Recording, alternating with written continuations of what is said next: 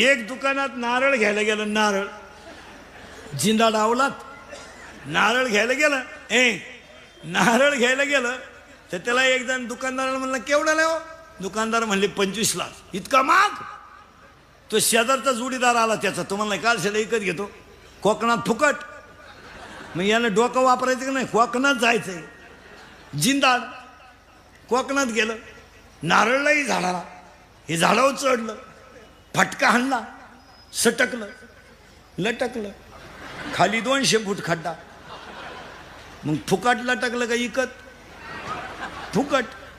दुपारभर लटकूनच राहिलं. एक उंटावाला चालू होतं खालून, ते वरचं लटकेल उंटावाल्याला म्हणलं 500 रुपये घे पण मला खाली घे.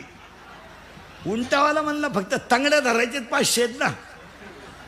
ते राहिलं उंटा उभं आणि वरच्याच्या तांगड्याला बी लागलं.